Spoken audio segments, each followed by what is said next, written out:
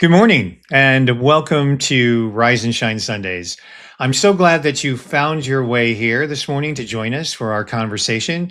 Whether or not you're hopped into the room with us at RSS Live or watching this on the Breakthrough Show Network or catching the replay, we're just delighted to have you with us. Every Sunday, we gather around a question.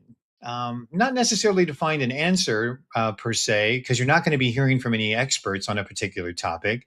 But what you are going to be hearing from today are real people who are weighing in on a conversation that matters as we kind of see what emerges from a discussion together around that central question.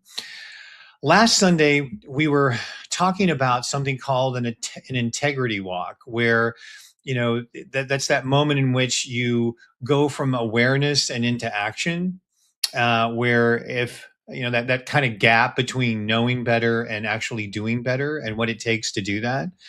Well, as is the wonderful thing that happens on this particular gathering that we do on Sunday mornings, something emerged from the conversation. And we recognize that as we go through this whole idea of taking our own walk for integrity, uh, the word of the week that emerged was the word of was deconditioning. And part of that deconditioning is just recognizing not only how we are conditioned to look at our own walk, but then what happens as we begin to walk along the way in our awareness and doing things, we're going to bump into other people, right? And we're going to find that we may have a different opinion about some of the people that we've been walking alongside, whether or not they may be walking with us, walking for a long time. And then there's this thing that we're kind of conditioned to do when we begin to see the difference between people. We can too frequently act out of something called judgment. And look, this is we're not trying to assign blame or anything along here. We're just asking people to sort of recognize that sometimes when we have an intent to help, that oftentimes that intent to help can kind of come out as judgment. And if we're going to be honest with ourselves, we also have to be able to bring that honesty with others. And I have to say that I'm honestly delighted that in the roundtable with us this morning to have this conversation are disparate voices, literally from around the world. Good morning to my esteemed colleagues as we begin. Good morning to you, Ollie, Ray, Sang, and Claudia. How are you all doing this morning? Good morning. Great. Good morning. Very great. Yeah. Very fine. Good. I'm glad you're here, and I'm glad that we're going to be able to kind of dive into this because this is the type of question that when you see on the surface, it's like, well, that's not me. you know, that judgmental stuff belongs to someone else. But then, even in answering the question that way, there's a little bit of superiority that kind of comes in on that, right? And as we begin these conversations, we often turn to our anchor, who happens to be in the anchor spot this morning, saying, since you were helped us so well on getting grounded on the integrity walk, she has some thoughts about this whole idea of when we think we're being helpful and we're on, we're going to somehow talk to someone else. We've had all this awareness, we're going to be full of ourselves, and now we're going to go out and interrupt other people in their process and tell it they have to do it our way, right? Help us in this judgmental situation. Well, I feel like it all goes back to what on the surface level, right? We think it's non-judging, and that's what we're trying not to do. And along with that comes the word empathy, right?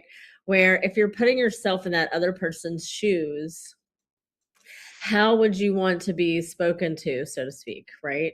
Like if you were, and I think that's the part I know we talked about a few weeks ago, where being helpful and helping someone understand is was the antidote to fear. We talked about that, right? Mm-hmm. Where, and I think that's the part where it comes in. So, but I mean, I was having a conversation with my daughter the other day, and she said, we're humans. We're all going to judge people.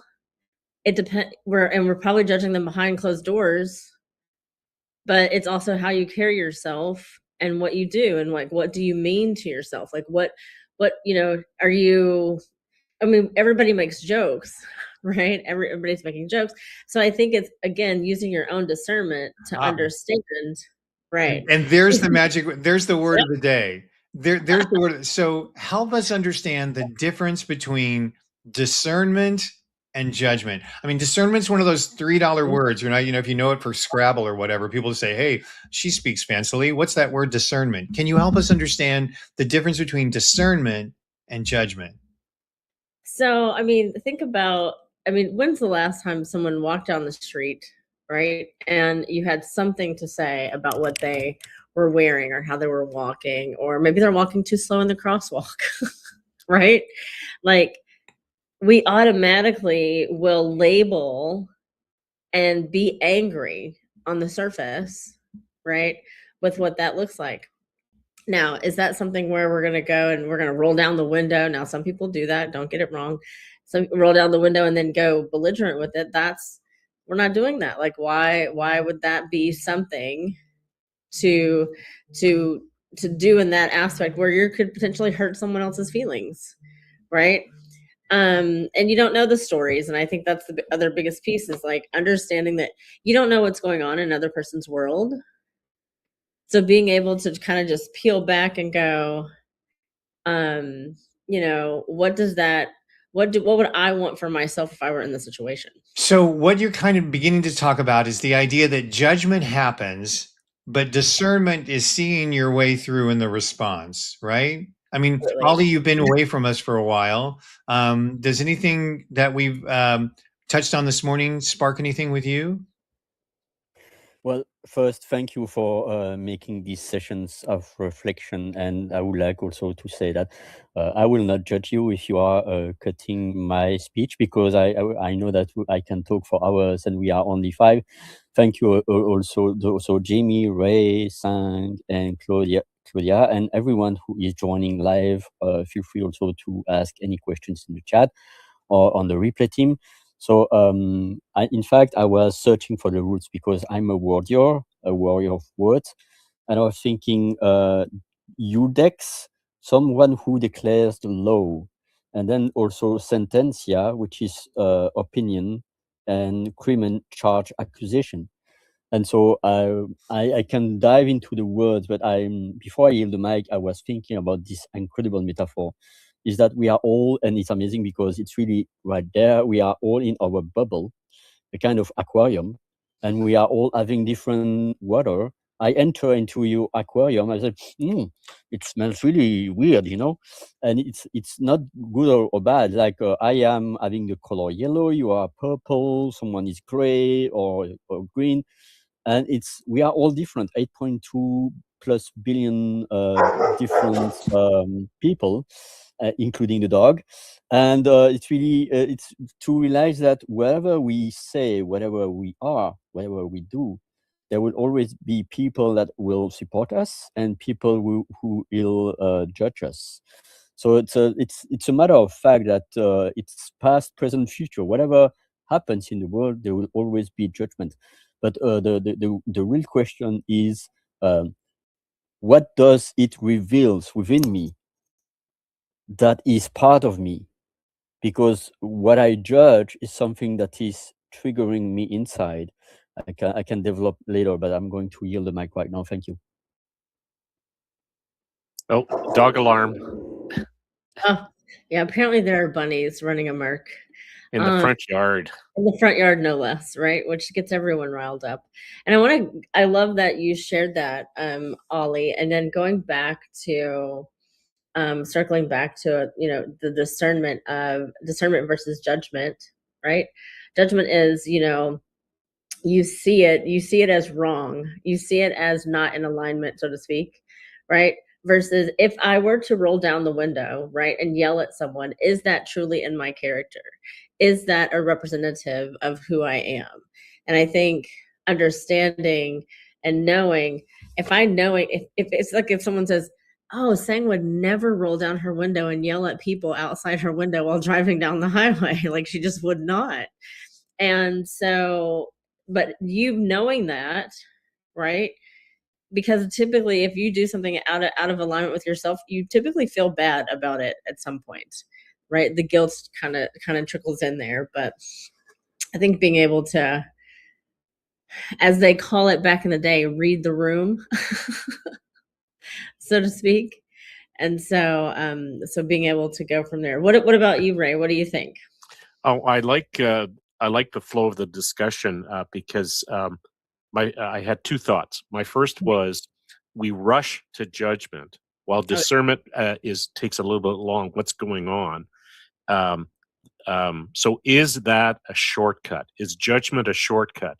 There was two things I put together in my head is being a film watcher. I'm always intrigued of why did they do the film a certain way. The film Dunkirk. I was reading about the director Nolan, and he said a lot of things are not understood of what actually happened. So he decided to make the film from the three perspectives of the people involved: the people on the beach, the people in the air, the Air Force, and the people on the water, the naval forces. So you see the same event from three perspectives. At first, you see the ships coming, then you see the people on the beach, and then you see the aircraft going over. And it's almost like instant replay. So what's interesting is you go, the people on the beach didn't know what was going on in the air or in the ocean. So back to discernment is to take the time to understand what is the perspective of what's going on, and sort of sharing perspectives is a way to slow it down, just slow judgment down, and then to sort of say, "Ooh, I didn't see it that way."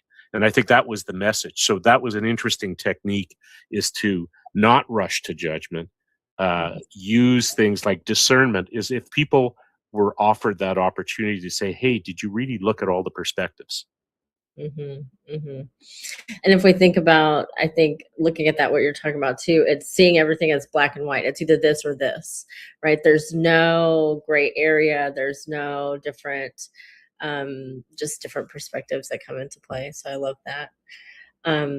Claudia, what about yourself? Well, I love what all of you have said, but what really piqued my interest was when Ray said, we rush into judgment, and how true that is. We don't.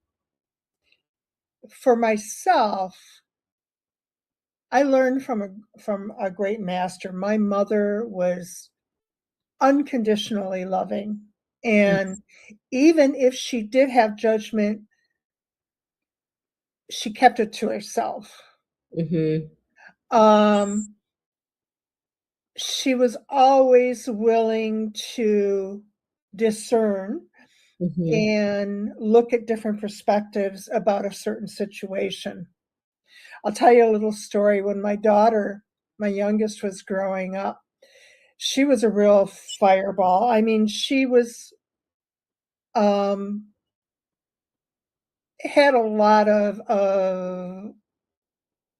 things going on. We had a lot of things going on in our life at the time, which took away quite a bit of my attention from her during her most formative years, the teenage years. My mother was dying, and so I was spending a lot of time there. But she was acting out, and my husband was like, "Oh my God, what are we going to do with her? And we have to do something," and blah blah blah. And I said, my first thought was, of course, anger at this acting out. But then I thought, well, look at what she's contending with right now. And I acted out at myself as a teenager under different circumstances. And so I said to my husband, I said, we gave her the foundation to be a good person. And she is acting out right now. And look at what we were doing at that age. We were also acting out. So we need to be patient. Right.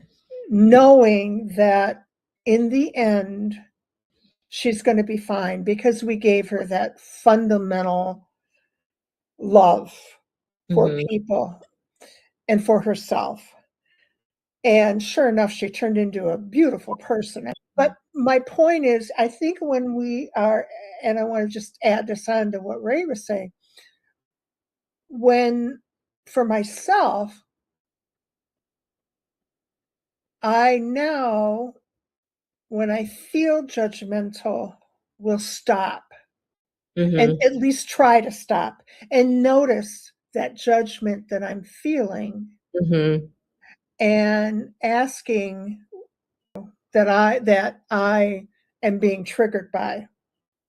And I find that often stops and the judgment melts. And so that's my technique to try to, yes, there'll always be judgment, but how we react and respond to that, I think, is moving forward how we become a better soul, how we allow our soul to become more of us. I can only imagine what wonderful pearls of wisdom have been spilling out for the period of time. But I will tell you, one of the nice things, I don't mean to interrupt. Was there a train that I'm derailing at the moment? No, absolutely not. And I want to make sure I'm going to give a real time sort of assessment of what's happening. There was an incident that happened on our block last night, and so the person who I thought was barking was a rabbit at the door were actually the police. So. Oh. And so I'm going to just tell you this story because it's happening live. I went over to the door, not thinking that, I don't know, that they were like, people with religious pamphlets. And I said, could you please step away? I am online live having an important conversation, and they explained to me what they were there for. So I didn't want to come across as judgmental in that situation, right? And so I had to be able to sort of trust my process of being able to trust you guys in a live moment to be able to say, they gave me their card. They wanted to get the Ring camera footage off of my phone to see if they could track someone down. So in that moment, I just want to kind of use this as an example. I knew that I was coming across as very judgmental, like, why the heck are you ringing my door on a Sunday morning and making my dog bark? And why aren't you leaving? Oh, wait, you're the police. And before I yelled at them, I didn't even notice it because they were plainclothes detectives. So part of what happens is that you can actually end up being judgmental when your intent was to be helpful. And this is life. This is what's like, so this is the application of this on the road, right? So again, I have to apologize for having to step away live about this, but it's a wonderful example because I called her on the phone when I came back and said I would be coming back. And I said, hey, I'm really sorry. This is what had happened. I said, if you want to come get my Ring cam, you can come and take it away. Because I had the choice in that moment to not let that impression stay. And I wanted to be able to do my best effort when you make a mistake, right? As is often what happens, and when we are walking our integrity, I have this dedicated time that I want to set for the conversations for the 5 of you. Holy smoly, am I going to step away in the middle of it to do something? Oh, wait, it's the police. Welcome to Jamie's Live. So and before they kind of haul me away, for, being belligerent to them, like I said, I wanted to go back and be the human, right? And I think that part of what we get so swept up in being is that we get wrapped up in our own importance, right? And we want everybody to see the world the way we see it.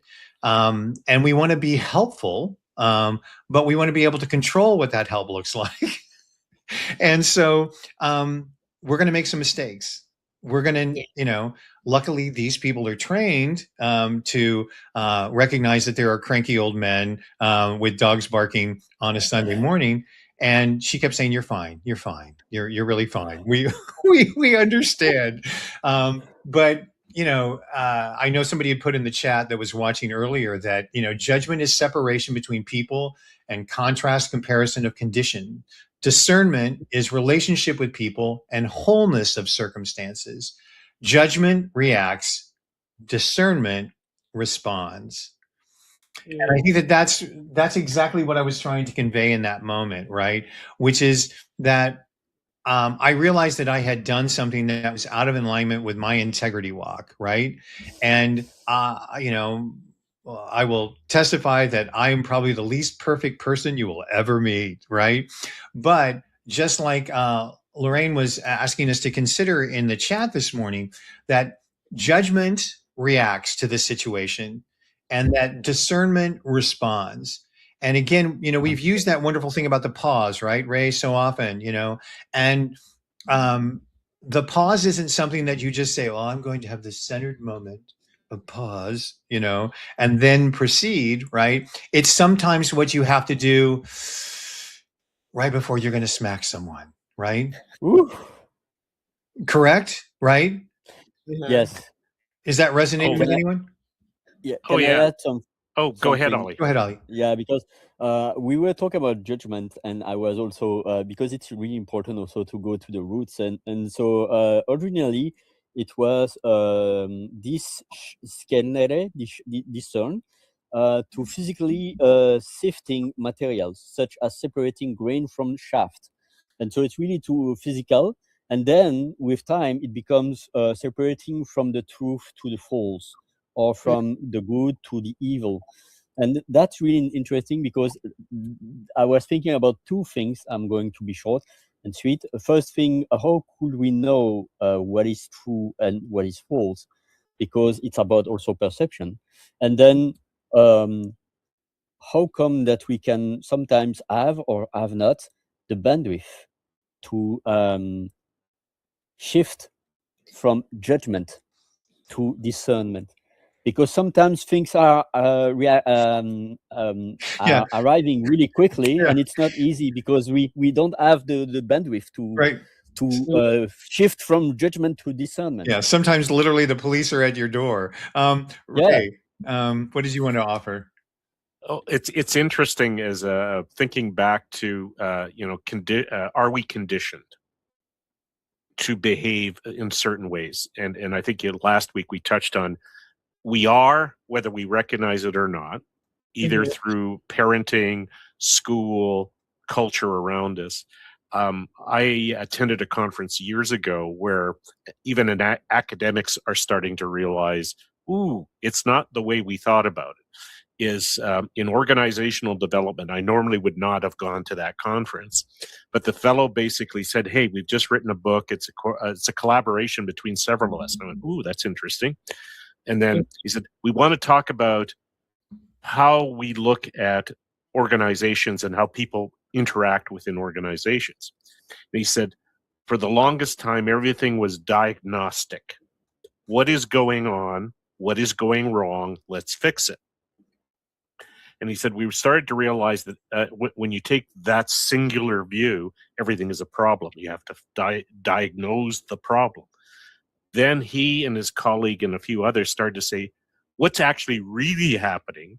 And he said, what's really happening, and you'll love this part, is, oh, it's both. It's diagnostic is when you first notice something, but what you do about it is really dialogic.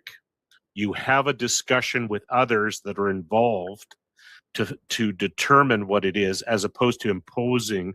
Like diagnostic alone would be somebody's, usually a consultant, would make a judgment saying this is what your problem is, as opposed to involving the people and saying, let's talk about that and see what you think is going on. So the multiple perspective. So that dynamic between diagnostic and dialogic is essentially basically using the pause to sort of, I realize do I need to react? Do I need to respond? Or do I need to discern what is going on?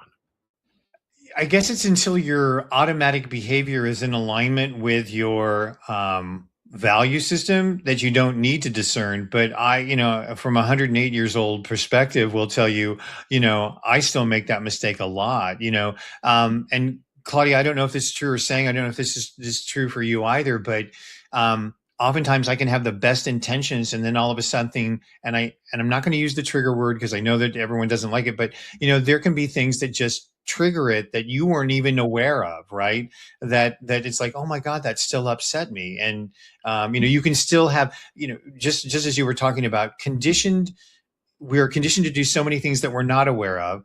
We become aware of our deconditioning process, but in the deconditioning process, we become aware of the things that weren't even thinking about. Like, you mean there's another way to react to that? I mean, I thought everybody, went off the handle when the police knocked at their door. So please, we're saying, Claudia, what rings true from any of this? Well, the conditioning part of it, here's another story I want to tell you. My husband and I owned an art gallery before we retired. For 30 years, we owned this. And at the beginning of that, I had we were in kind of a rural area, but we were in a small town. And so I had a woman walk in the door who had overalls on. She was all muddy. She was, and my first thought, and she had, muddy boots on and everything. And my first thought was, what is she doing here? She can't afford any of this, right? Mm-hmm. When she walked out, she was walking out with like $6,000 worth of art. That blew me back. It was like, okay, I was so quick to judge, and I learned a deep and valuable lesson there. And so I gathered our employees and I said, this is what happened. And I want to share it with you because, I made a huge misjudgment, and I want to make sure that none of you do this. I don't think I treated her any differently than anybody else that walked in, but maybe I did, because in my mind, I'm thinking, what is she doing here? Right? Mm-hmm. So maybe I did. But I said to my employees, I don't care what anybody looks like when they walk through that door.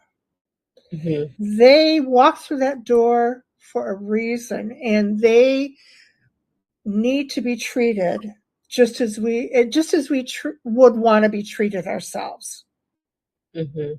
And that's the lesson I learned, and I wanted to impart it into my employees. And from that day forward, as soon as someone walked in the door and my mind started going to judgment, I went, oh, stop, look at the mistake that you made the last time around with that. And it was because I was conditioned to feel that way, to see someone walk in that was grimy and dirty and didn't appear to belong in that situation. I was conditioned to feel that way. And right. So I forgave myself for that because of the conditioning. But then I also thought, okay, how do I get beyond this conditioning? And I think you get beyond the conditioning by embracing the discernment, because the discernment is yours. I know that this situation isn't right for me. You're coming at me with all sorts of accusations. You're doing all sorts of other things. Discernment isn't about judging the other person. Discernment says, this is not in alignment with my values, right? Right. To go back to the central statement that Sang began our conversation with, right? And so being able to really choose to embrace your discernment, because the discernment is something that you earn through experience, right? Oh, right. That person who dressed really poorly was actually secretly wanting to buy $10,000 worth of my art. So my discernment is to remember, okay, let's be open to things, but if there's new information that comes along, right, I don't have to judge that person. I can adjust it. I can discern. I mean, certainly Saying you've had to recalibrate thoughts about, deeply held thoughts about individuals and other people. And it's not coming from a sense of superiority. It's just recognizing, oh, wait, I see this differently. I'm going to react accordingly. Yes. And I think, when you're in your own moment, you have your own aha. This is literally what I had while Claudia was talking and telling her story, because as a person who has constantly been judged since she was little, right? So it started with my face. I had a scar on my face, right? I already have a different facial features than other people that I went to school with. So it was automatic judgment there. And so when I talked about earlier the empathy part, so the best way I feel like now to define discernment and judgment is discernment is seeking to understand why this is happening, why this person is this way, right? What is going on? Whereas the judgment is seeking to condemn, you're right or wrong. I don't allow this. It's not this, it's not that. Yeah. And so being, I didn't put pictures of my kids on my desk when I went to work at the government because I wanted no one to know that I was a single mom, because I was automatically going to be judged for that. Right. And if you are, sorry, I didn't mean to cut you off. If you're just, there's a lot of us joining, there's lots of new people joining the chat, and we're talking about this morning, am I conditioned to be judgmental? And Sang has been helping us with a lot of illuminating stories about that journey from judgment to discernment. And like I said, I wanted to make sure that we invited some people to chime in on the chat. So Sang, back to you about that walk. Yeah, it's just more of really when you're seeking to understand why. And if I look at it from my perspective, all I ever wanted was someone to ask me questions. Mm-hmm. Right? I just wanted someone to ask. And so I've become that person where I'm asking questions. Like literally yesterday, I'm talking to a friend and I'm asking these hard questions. Like, are you even happy in this relationship? Like, is your, asking those types of questions to be able to do that, because when you're being judged constantly, no matter what, and then having to teach my children, my biracial children, who are already going to be judged too as well, right? How to live in a world where judgment is all around, judgment and blame, right? It typically goes hand in hand. Once we start judging, then we start blaming, like, and it just kind of trickles from there, and it just becomes a habit. And I think one of the things I always think about is when you start sitting back and paying attention to the people around you, and you realize how judgment happens all around you, and it's probably not even a second thought that you're judging that person. Correct. Ollie, I want to get to you in just a second. I also want to invite the people who may be watching us or in the chat. What are some of the techniques that you've adopted or learned or explored when you do recognize what Sang has talked about, when you're in a field of judgment? How do you conduct yourself? Because that's also very telling, right? Going back to how you treat others. So if you've been in situations where you've been judged, what do you do to sort of get that discernment muscle going? Ollie, what did you have to offer? First, thank you. Thank you, Sang, for adding something that is really important, asking powerful questions to ourselves or to others. Because when we ask questions, we are not only disrupting our judgment, we are in a curious space, and we are allowing others to correct or to confirm. And that's really important, because else if we are judging, is like closing the door to any discussion. But if we are asking questions, we allow the other part to confirm or to reject. Or because to talk about Claudia's example, maybe this person was being in a situation where she was splashed. There are lots of I walk around the road and there is lots of water, and then a car, and maybe the person was splashed and lots of mud. And so we don't know until the person is confirming something. And that's what I would like to share. Curiosity to allow the possibilities to open and not to be in the 0 or 1, the amygdala of judgment. Right. Lorraine put in a wonderful comment in the chat. Judgment as automatic and discernment as autonomy, which includes one's judgments and being responsible for their clouding to arrive at clarity that reflects alignment. So that statement has a lot of richness in it. But one of the things is that I think the most profound part of it is discernment is autonomy. It's understanding yourself, right? Judgment usually, I mean, we can judge ourselves, we can judge others, but there's an action out. Discernment says, I'm going to take responsibility for these assessments that I've made, these labels that I've assigned, these experiences that I've had. And I'm going to do, I'm going to recognize that, whoa, shit, that didn't belong to me. That was put into my place by my mom, or, that woman down the street, or, my school teacher who told me that I didn't have artistic talent, and then you take it back as autonomy, you own it, and being able to say, well, like, one of the things that I'm sure you guys probably noticed this about me. One of the reasons why I think it's really important for everybody's voices to be heard is that I often would be in the presence of people who didn't want to speak up. And they would come to me because I didn't have that same sort of filter. I happen to come into this world as a cisgendered white dude. I'm going to be able to be given a certain amount of gravitas that isn't extended to everybody else. But if I'm only there to amplify your voices, what can I do to make sure? How can I make sure that I use my discernment to recognize there are going to be people who have really wonderful things to say who don't feel safe in expressing them? So what can I do to make sure I do my best to allow that to happen, right? So, and again, it comes without judgment. And it bothers me a lot sometimes. Well, somebody may turn to me and say, well, that woman really was kind of being bitchy, don't you think? And I was like, well, there's a lot of loaded judgment you just delivered in that sentence before you even got to what she had to say.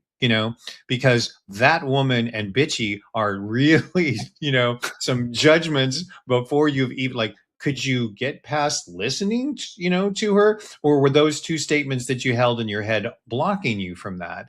And it's, again, it goes back to what Sang has been saying, ask questions. Ask questions. Judgment, and again, you can ask judgmental questions, but the purpose of those questions is to seek that information, to release you. Who's got something that's popping up? Go for it. I will just share. My daughter, there's a story that my daughter tells me changed her. And I remember I was carpooling. It was dance mom night, right? I was carpooling, and her and these other girls, they were getting ready for competition, and they were just bitching and whining and talking about this girl who was not attending, and she wasn't there. And these girls are dancing together like 12, 15 hours a week, right? And so I said, guys, has anyone ever been called to see what's going on with her, to make sure she's okay? Is she sick? Like, is anything going on? And they were just like, no, we didn't do that. Right. I was like, just call. I was like, see what's going on there. So there could be something else going on that you guys know nothing about, and just do that. And so lo and behold, they get out of dance later on that evening, and the little girl's parents were getting a divorce. Right. And she didn't know how she, she was stuck in between the parents and things like that. And so from that moment, my daughter was like, she'll say it sometimes. She goes, that story just like, we have no idea what other people have going on.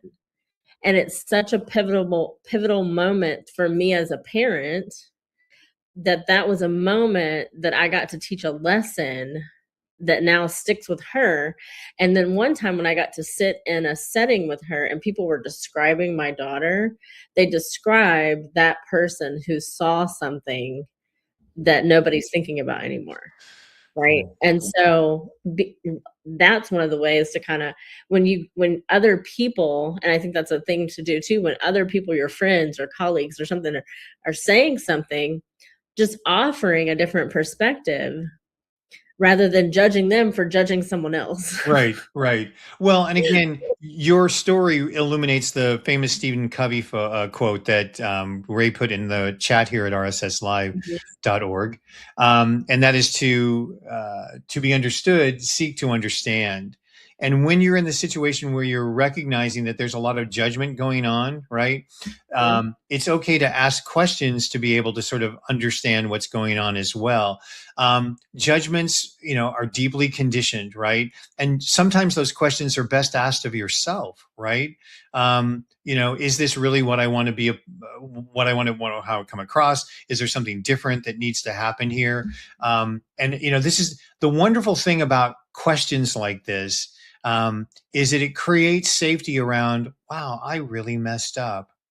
I really messed up in my judgment. And this is not meant to make you feel shame, blame, feel worse about it. It's wait, okay, having had this awareness, right? Let me seek to understand, right? And did I say something in the meeting that was really offensive, right? Did I noticed that when I made this comment that you did, and I saw this strange reaction on your face. And using I statements, did I say something to trigger? There are a lot of people who see that as weakness. Oh, you should just be, fuck your feelings, just go ahead and say whatever's on your mind, right? But I think that when it is in alignment with your values, right, you want to be able to ask those questions to understand, did I really come? Because I think each one of you in this room, and probably some of you watching, I've said that question. I said, did I miss something? Because again, seeking to understand helps reinforce that somatic muscle of discernment. Ray, what you're nodding, so I want to make sure. Oh, I just love the fact that that all of you brought up saying and Ollie, questions. Questions are invitations to engagement. So you're cutting off the one-way track of judgment by making it a two-way track by asking a question. It's an invitation to give me more information so that I can understand or see another perspective. Or, oh yeah, like your story with the girls going to dance. Like, oh, you mean there's another option? We could find out what's going on, rather than saying, well, there again, the judgment, oh, she doesn't show up because she didn't care.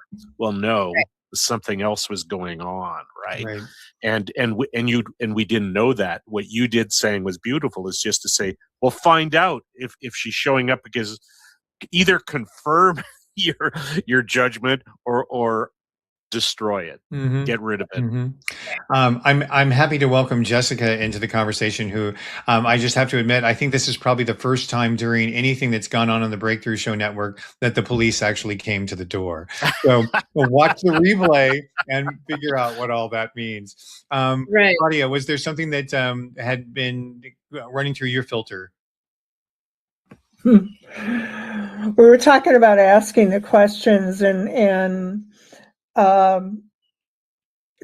in order to gain a wider perspectives, different perspectives.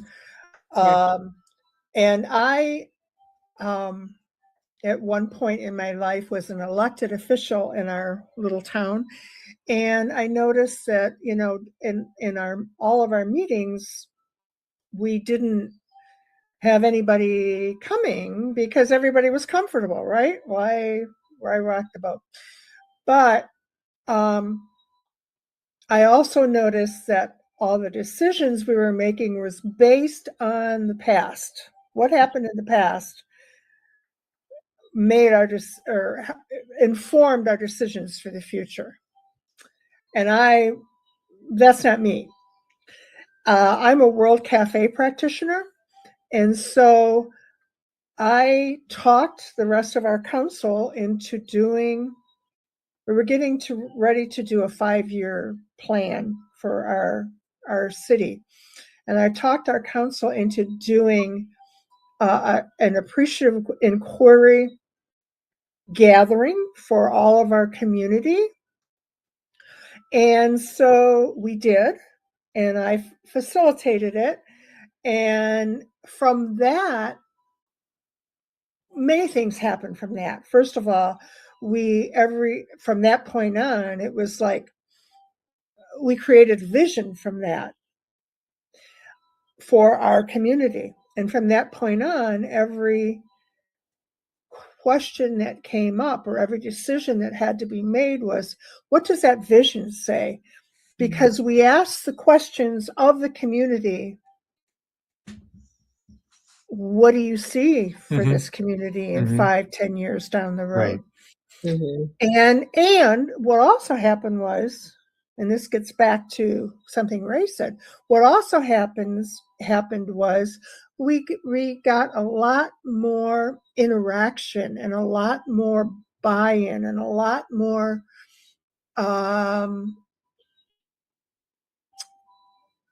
communication back from our community.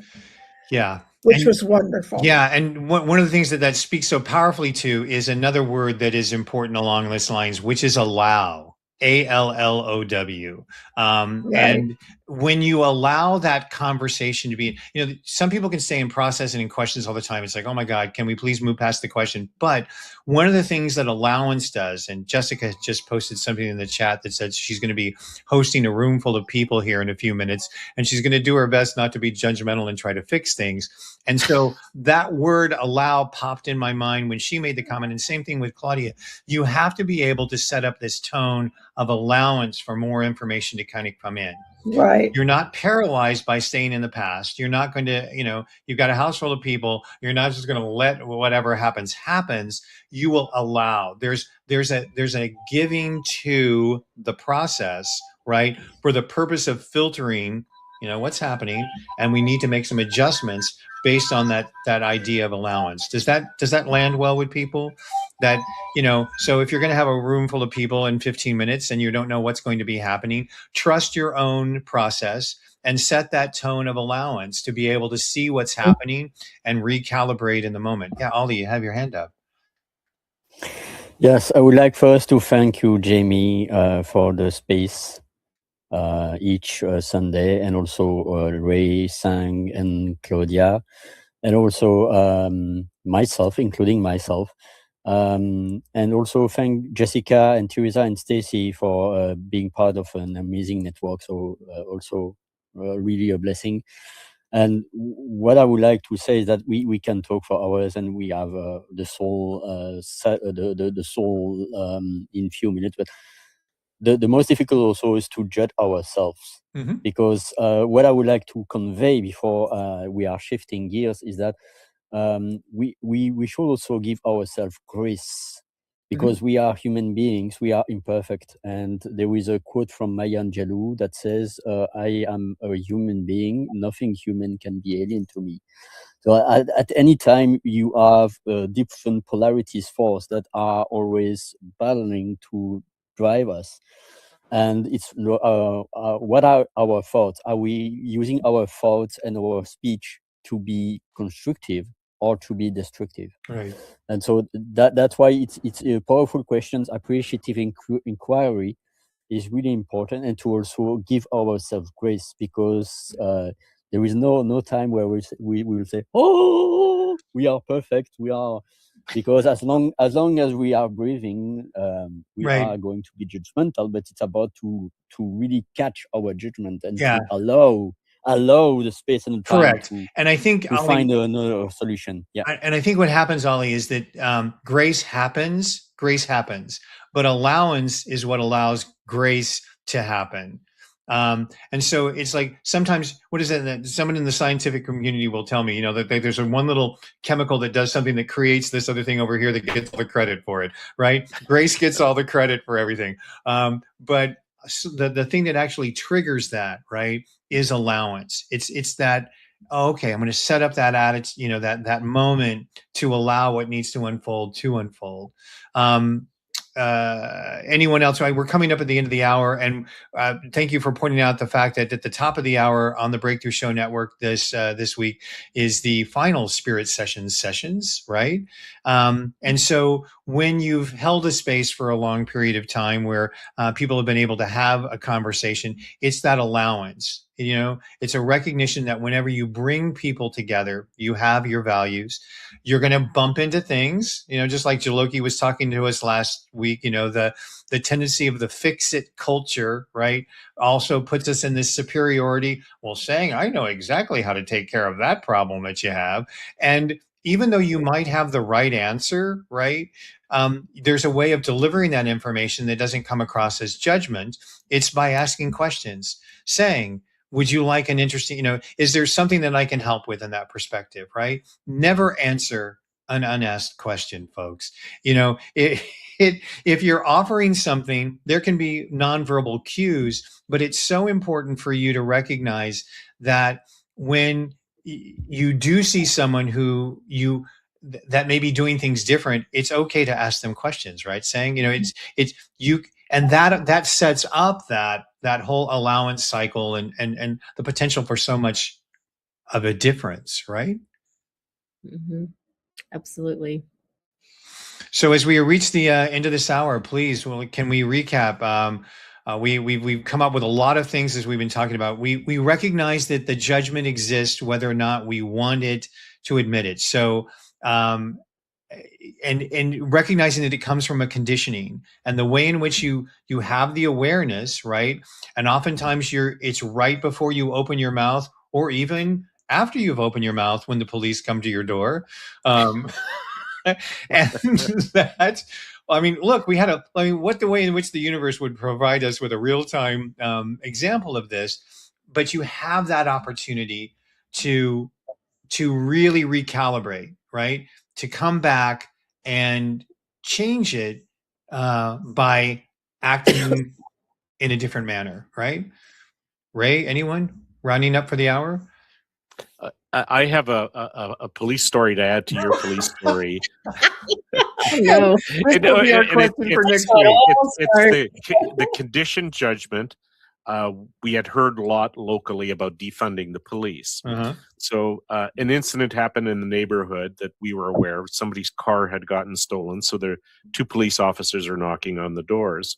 And I'm going, okay, fine. The usual thing. Did you see anything or whatever?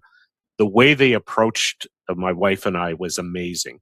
They said, hello, your neighbor down the street has had their vehicle stolen. Could you help? Yeah. Mm-hmm. And I'm going, what? And they said, do you have any do you have any camera footage? Or if you know anybody down the street, could you ask them? Mm-hmm. Yeah. And I went like, wow, that's the first time I had a conversation. They had a conversation. Yeah. And guess what?